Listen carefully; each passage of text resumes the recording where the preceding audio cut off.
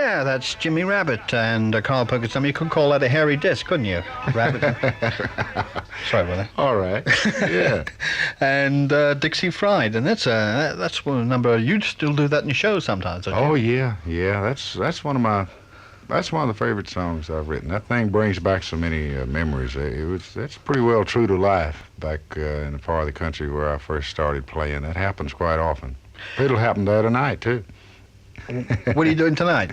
Well, I'll be over here, but they'll be getting Dixie Fried over in Tennessee somewhere. Right. Margaret Norton wants to know, who influenced you in your very early days?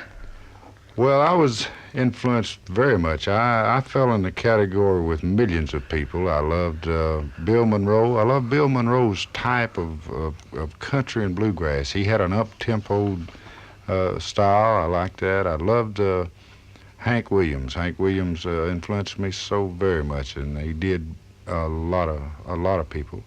I liked fellows like Jimmy Reed, Johnny Lee Hooker, and so you're always brought up with not only with country music, but with black music as well. Right. And right. were you influenced with black people in the South? Did you sort of grow up with them as well? Oh and yes, hear their music? yes. I grew up in the cotton fields of West Tennessee, and that I looked forward to about 3 o'clock every afternoon because they'd start singing. Somebody'd go, Sister Juanita over about 5 rows of, yeah, we're going to lay down my bird down by the riverside. I'd go home at night, see, and I'd get my little guitar down and I'd say, I'm walking the floor over you. I put that black rhythm to the white man's song. You realize what you've done will be out in the pirate disc next week by someone, don't you? Oh, great.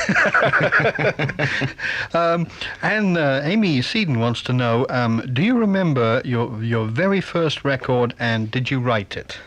Yeah, I remember it very well. It was a song called Movie Mag, which I wrote when I was 12 years old. And the other side was a song we played a while ago by Mickey Gilley, and it was called Turn Around. Oh, well, those are two giants. So you started good. Well, I've been a very lucky man, Bob. I really have. Mike Strake, I think it is, has got a good question, I think, too. What first guitar, apart from your homemade one, did you have? I had actually, it was a Gene Autry guitar that I got from an old black man who had painted the guitar a dark brown. He painted it. It really was no good at all, but to me it was the greatest thing in the world. My dad gave $3.50 to a fellow by the name of John Westbrooks, who played a little blues, and I used to walk across the field and sit on Uncle John's porch at night and listen to him.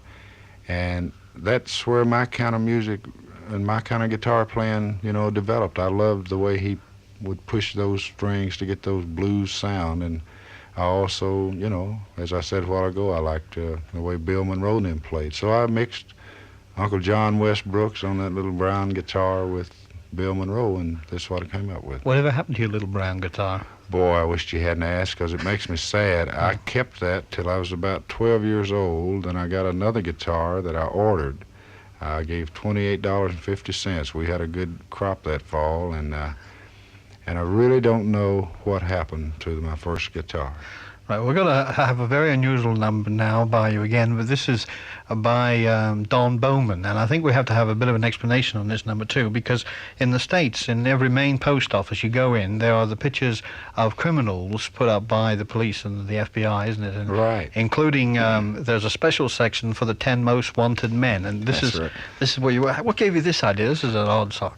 Well, I got to thinking about it. I was in the post office one day, and I was standing there looking at the pictures of those guys, and I got to thinking about maybe some sweet old couple that lived back in the hills of Tennessee and didn't get the newspaper or didn't keep up with what was going on.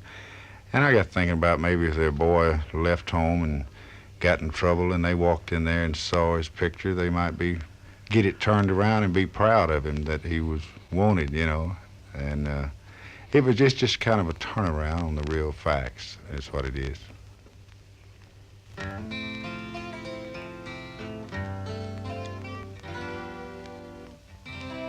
Folks, I live in a small country town. No more than 100 people, maybe two. We got a grocery store and a service station, even got a post office, too. See, the post office is the place where we all go to kind of check on the boys that's gone. What would you have said if you'd heard the old lady say, Johnny's #1 in the top 10?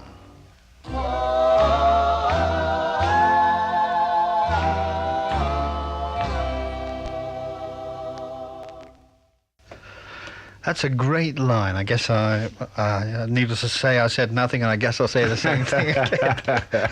That's a great line. Well, thank you, Bob. Thank you. I like Don Bowman's style. I like the way he did that thing. I really do. You didn't write it with him in mind, did you? Well, no, actually I didn't. But I was very proud when he recorded it. I listened to it a lot at home, and I always get a kick out of that song. Yes, he's excellent. Bringing country to the capital, live from 206, Radio London. London Country and your host, Bob Powell, with the weather. Well, I think you brought the nice weather with you. It hasn't been too bad lately, Carl, has Oh, it? it's been very nice, yeah. At the moment, it's 11 degrees centigrade. That's 52 degrees Fahrenheit. Minimum is 8 degrees centigrade. That's 46. The pressure is falling. Relative humidity 80%, fairly high.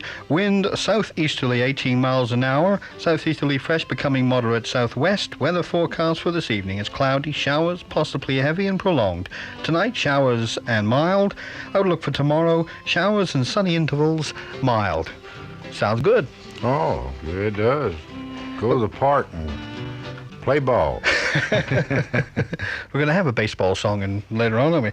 Well, but we've got now one that you wrote. Well, in fact, it says you wrote with Carl Mann, but you informed us, in fact, you wrote this all by yourself, didn't you? Look at that moon. Yeah, I did. I wrote a song with Carl Mann that Carl Smith recorded, but I actually...